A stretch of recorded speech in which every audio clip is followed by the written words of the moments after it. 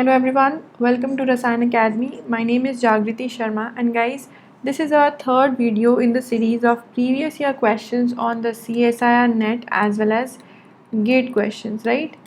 Yes, so I've already uploaded two videos regarding the NMR spectroscopy question, and this is our third video. So let's quickly start with solving questions. So let's see first question over here, which was asked in June 2011. Right, this is a very easy and a very important question. Okay, it is going to help you. If you have seen the previous videos on NMR, the topic, the discussion, everything, as well as the previous year questions that we have solved, it would really help you in understanding and stabilizing your concept on NMR, right? How to represent the data. Okay, so let's look at the data which is given over here. It is only given proton NMR spectrum, no other value is mixed, which is usually what we see IR and C13 NMR, only proton NMR we are getting. Okay, so what are the number of signals? 1, 2, 3, 4, 5 and 6. We are getting 6 different protons in the molecule. Alright, so basically if you try and check, all of these molecules are going to have 6 protons only. So how you are going to differentiate is very easy, right? Let's just look at the protons that we might expect. Okay, so this proton which is having a very high value 7.10, 5.90, these are protons which are going to be very de-shielded. And what do you see, guys? We see that it is a doublet of a triplet. Okay, we'll see that later, but this is only one hydrogen. It is a one hydrogen, and the coupling constant, it is 16, right? It is not 1.6, it is 16. The coupling constant is 16. So the coupling constant is 16, and for the 5.90 proton also the coupling constant is 16. So this is going to tell you that both of them, when they are having same coupling constant, they are adjacent to each other, right? Also, when we are having such a high value of the protons, definitely these are the alkene protons.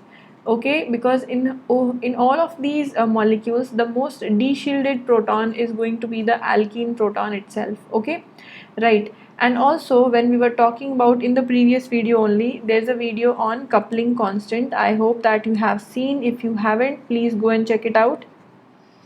NMR spectroscopy, coupling constant and the splitting of signals, right?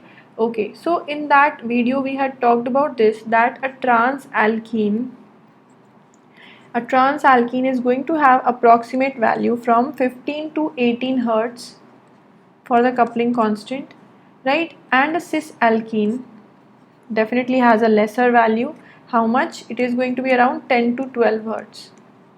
Okay, so this is the biggest determining factor over here, that when it is a coupling constant is 16 hertz, definitely it is our trans alkene. So we can just knock off the cis alkene. Option B and option D are incorrect. Okay, right. And just by looking at one more thing, guys, that is usually the value of alkene, or basically if we are having a simple alkene, the value of these protons is going to be around 5.5 to maximum 6.5. It does not go beyond that, or let's say 4.5 to 6.5.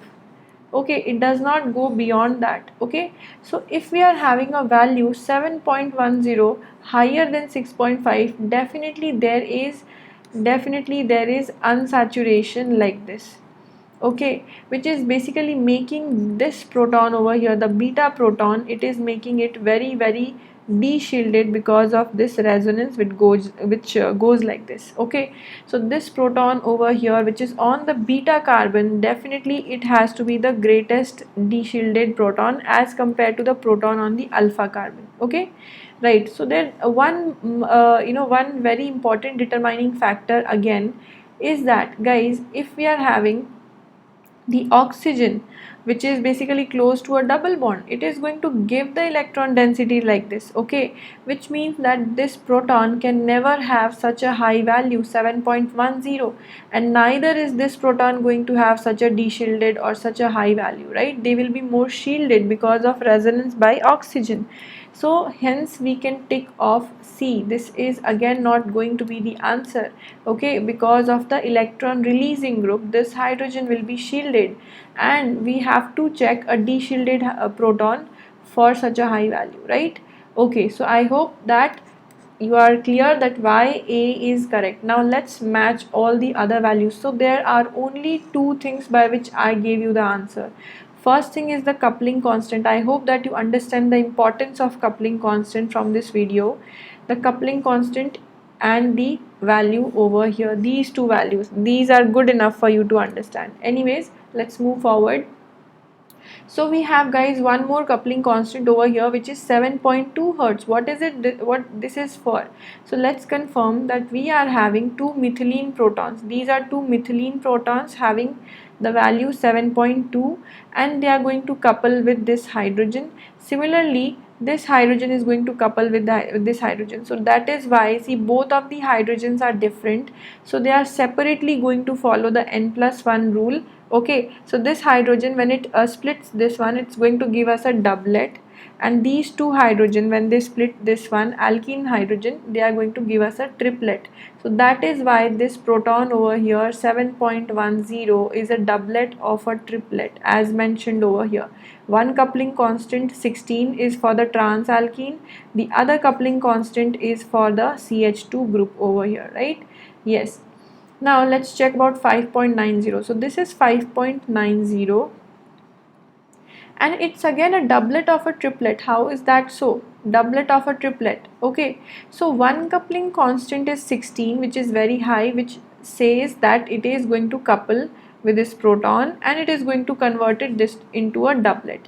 Now the other coupling constant is only 2 hertz. It is very less, which means that this is allylic coupling. It is allylic coupling. Okay, so I hope that you remember that this is a long range coupling, but because we are going to have, because the allylic bond, the carbon-carbon bond is short, we can still have the allylic coupling and the value will be very low. It is only 2 hertz.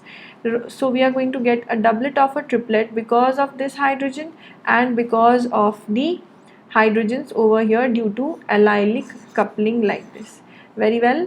So what do we have extra? Now these protons, these are 3 protons over here and they are far away from the double bond, far away from the oxygen. It's going to have the minimum value 0.90. Okay, and you can confirm it, right? It is a triplet which is adjacent to the CH2, so it is going to be split into a triplet. Also the value, the coupling constant is 7.2. so the same coupling constant value we saw, okay, let's cross it. So the same coupling constant value we saw for the methylene protons over here, okay, as well as for this proton, right? So 2.10, this one is going to be a multiplet. It is 2.1. This is going to be a multiplet. Why? Because this triplet, these 3 carbons are going to split it into a quartet and this one into a doublet. So it is going to be quartet of a doublet or whatever you like to call it. That's why, because it is complex, it is mentioning, we are mentioning it as a multiplet. Okay, right.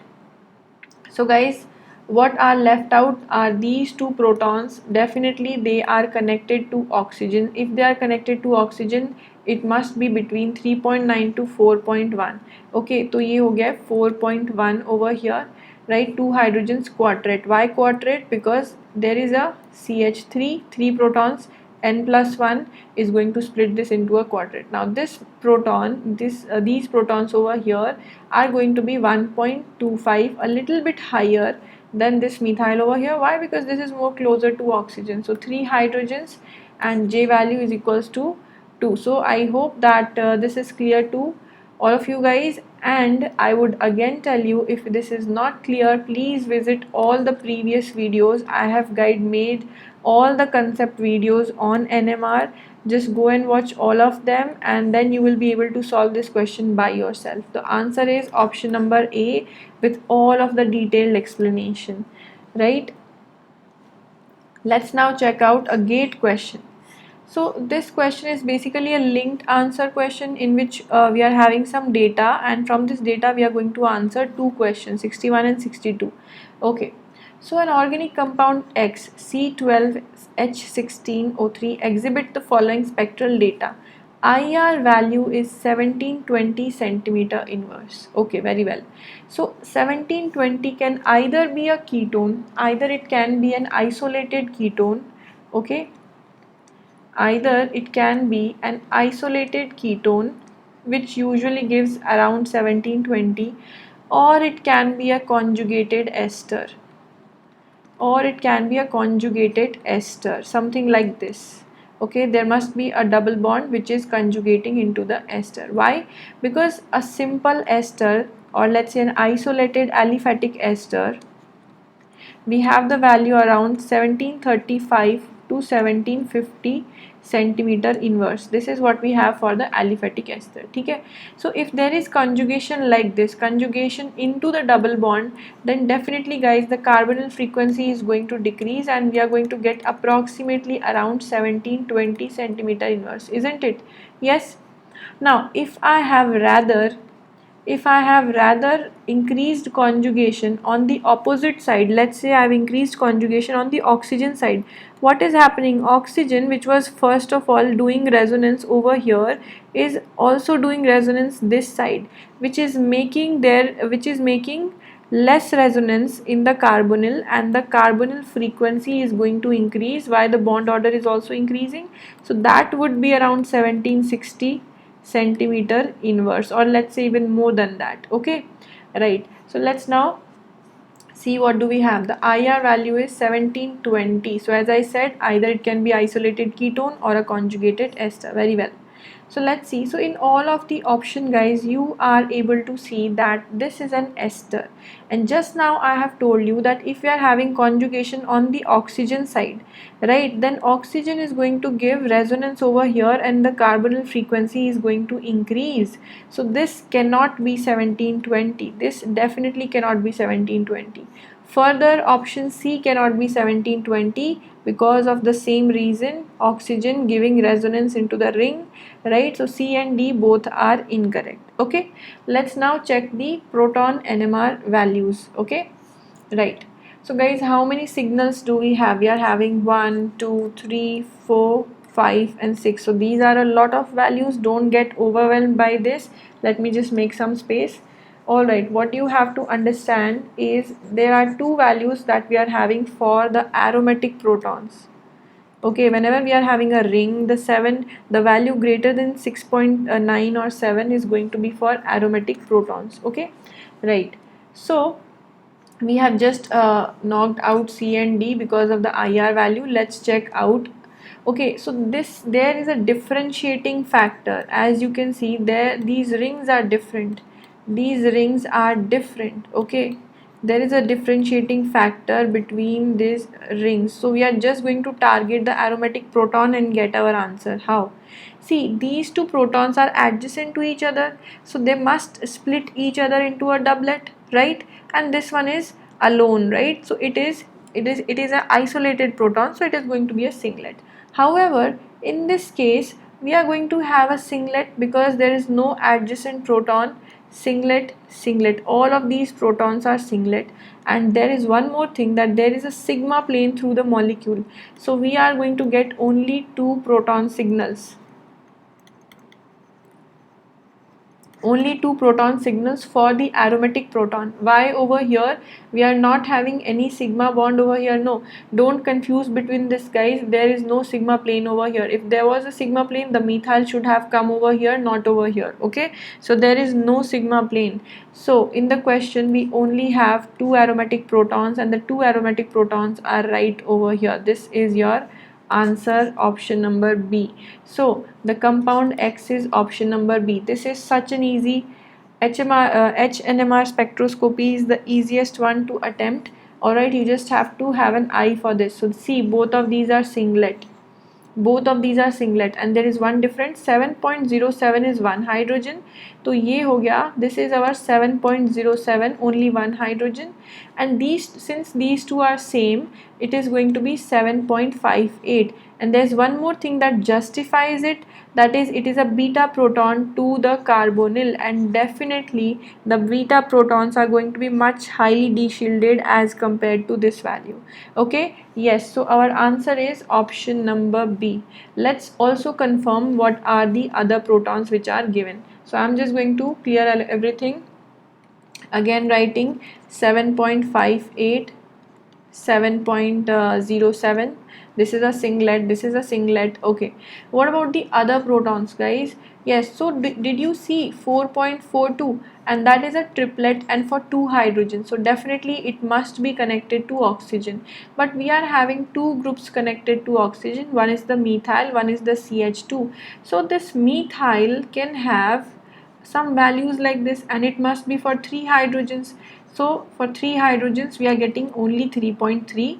Another yes, another two hydrogen which is going to be over here, these are going to be 3.83. Why? Because it is closer to the carbonyl, the ester group, right? And this is going to be 4.42. Okay, both of these are going to be triplets because they are adjacent to each other. CH2 CH2 going to split, right? CH2, there are two protons, it is going to split the adjacent proton signal by n plus 1 formula. 2 plus 1 is going to 3, so we are going to have a triplet, right? Yes, so B is correct and confirmed. And the CH3 which is over here, since I have told you that there is going to be a sigma plane over here, both of the methyls are going to be equivalent. If these methyls are equivalent, we must get one peak. We must get one peak for 6 protons. Let's check. Yes, so we are getting a singlet and 6 hydrogen के लिए 2.35. So these protons are going to be 2.35. Okay, right, very well. Now the compound X with an excess of methyl magnesium bromide gives 1:1 mixture of Y and Z compounds. So let's try and react. So guys, what is this? This is our, yes, ये दोनों गलत है. This is also wrong. B is correct. So what is this? This is an ester, right? So whenever an ester reacts with excess of methyl magnesium bromide, it is definitely going to give us a tertiary alcohol, isn't it? Try and draw it, try and do it for a simple ester. I'm just directly writing the product, that if we are using excess of methyl magnesium bromide, so only 2 moles are going to be required. Why? Because first mole is going to attack over here, it is going to give us an aldehyde, then aldehyde would be again attacked to give us the tertiary alcohol, like this. So yes, this is it. OH, Me and Me, right? So one of these might be X and one of these might be Y and Z, right? Because that is the product which is given. It is going to give a 1:1 mixture of Y and Z. Okay. So the compound Z exhibits the following NMR data. So did you notice that for Y the value is not given, for Y the data is not given, it is only given for Z. Okay, so let's check it out. It is going to be, देखो, 3.3, 3.56, 3.70, 2.0, basically all of these values which had this long chain are over here. Okay, so this is our oxygen, it has a proton.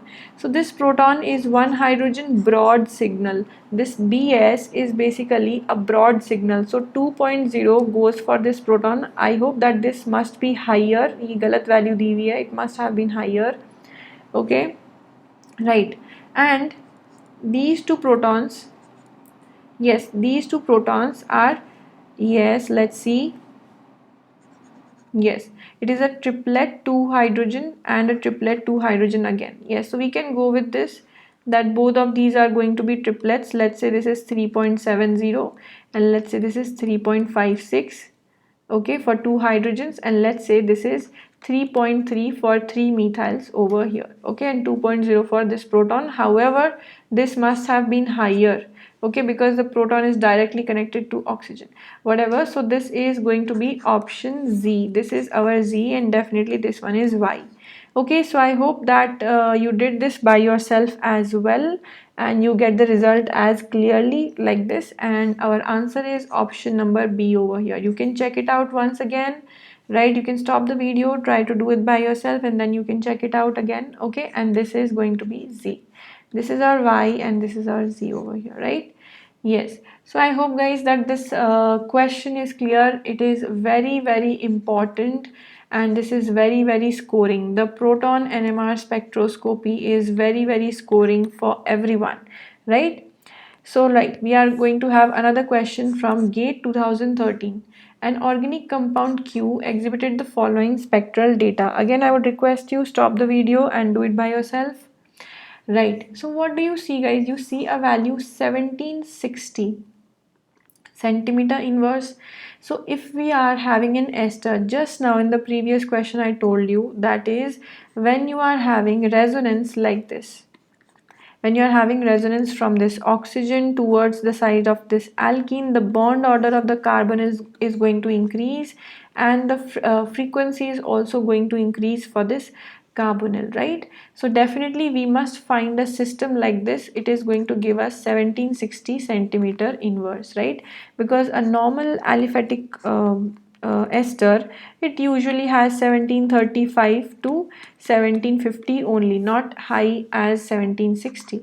Okay, so by this information we can eliminate some of the option. The first option is option number C.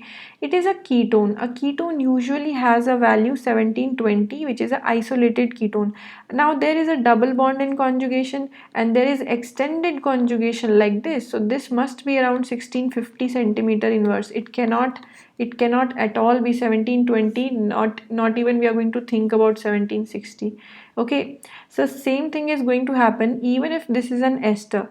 The resonance is going to make the carbonyl bond weak and the carbonyl frequency is going to decrease definitely, right? How much decrease? Something approximately around 1715 to 1720 only, right? It is not going to go 1760. So D is also incorrect. Okay, so based on the IR value itself, we have crossed these two options C and D. Let's check out.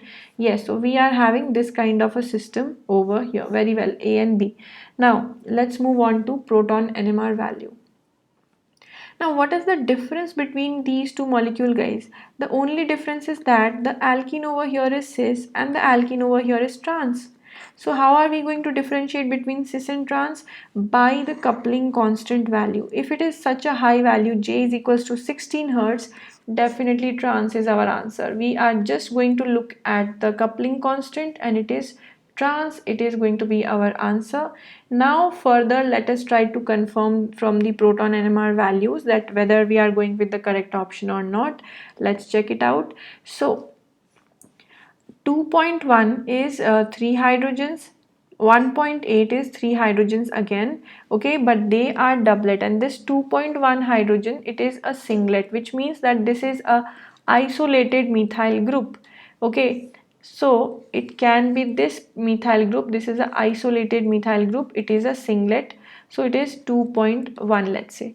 Right, let's talk about the other one, the other methyl group which is present over here. So guys, this methyl is definitely having a proton from here and the 3 bond coupling is possible. Okay, so this must be split into a doublet because of this adjacent proton, right? Yes, yes, so definitely we can write 1.8 for this 3 hydrogen, right, coupling for from this proton over here. Similarly, we can have a proton over here like this, right? So let me just check one more thing. Right, so we are having one more proton over here, this proton again. So we are having basically two types of protons, 7.2 and 5.1. So again, as I told you that if we are having, okay, there are two protons over here, let's understand who is going to have a higher delta value. So if we are having something like this, definitely when the oxygen is going to do resonance, it is going to make this carbon more shielded, and that is why this proton is going to have a value of 5.1. This over here is going to have a value of 7.2, and there is one more clarity about it, 5.1 and 7.2, one more huge clarity about it, that is this proton is only going to be split by this one, right? And that is why it is only going to be a doublet. Okay, as we see, only a doublet. However, this proton must be a multiplet. Why? Because it is coupling, trans coupling with this hydrogen as well, so it is going to make it a doublet, and with these three methyl group it must be quartet. So doublet of a quartet is going to give you something like a multiplet only. That is why it is directly written a multiplet in the question. Okay, so hence it is confirmed, option number A is correct, right? And this is the answer. A lot of hodgepodge over here, but I hope that you got it right. And do just start solving questions on proton NMR, guys. This is a really good topic, and if you really like this, then please give it a thumbs up. Please share with your friends, and also follow me on Unacademy, because guys we are having daily live classes over there, and if you are in any way interested in joining the Plus platform, don't forget to use the code, which is Jagriti S. All right, and this is the name of the Telegram group as well. So if you want to join my Telegram group, you can just directly come on to Jagriti S. And thank you so much again, everyone. Don't forget to subscribe to the channel as well. I'm coming up with more such videos. Thank you so much, guys. Keep on practicing. See you very soon.